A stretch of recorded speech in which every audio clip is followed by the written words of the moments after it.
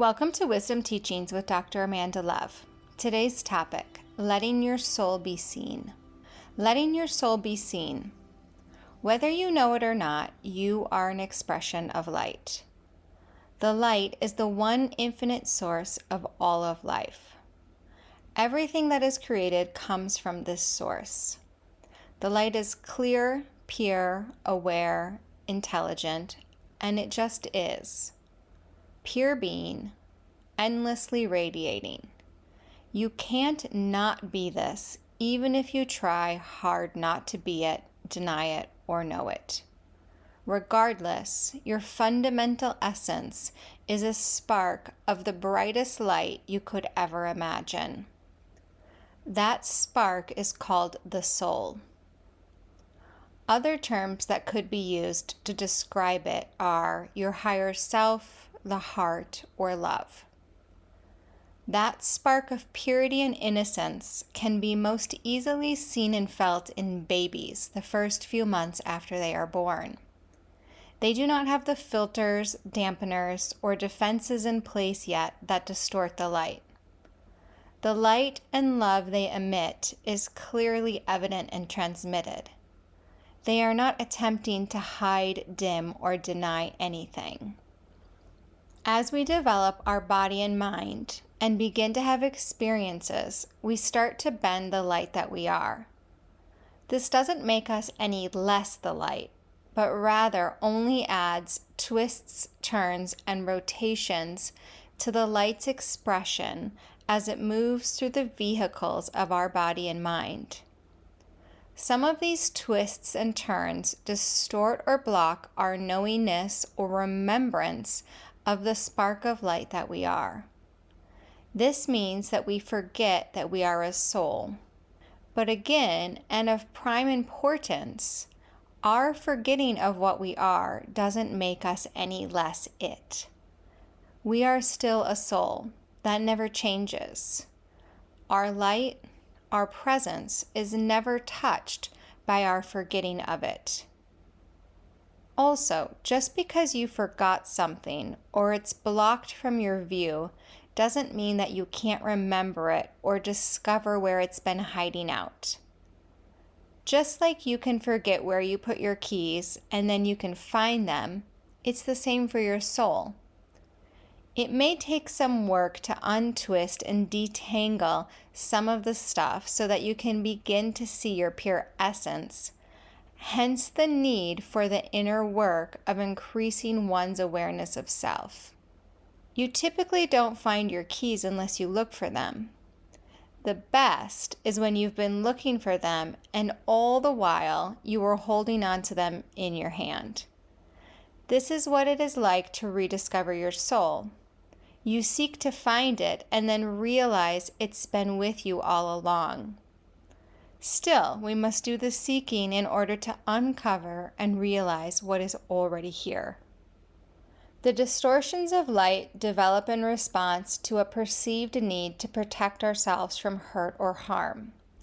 When we perceive threat, we twist or turn in order to move away from or not feel physical, emotional, or mental pain.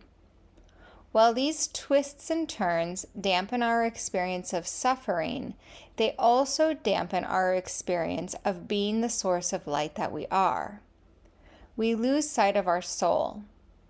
Hence the massive amount of spiritual disconnection most of us feel.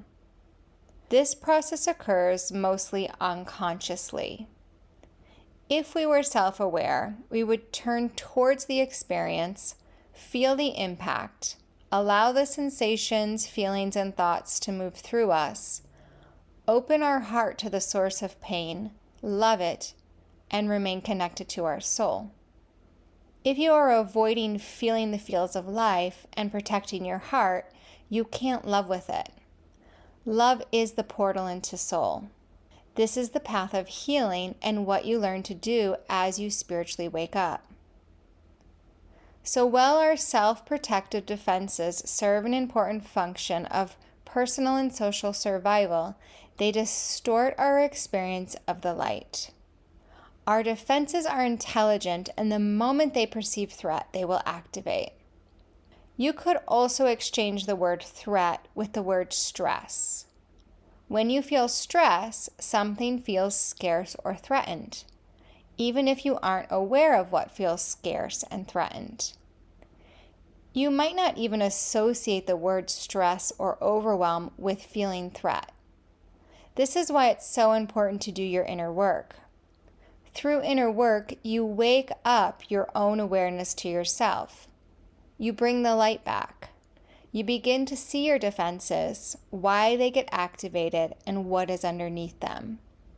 As soon as you see through them, they unwind. The bends unbind, and you open into your soul.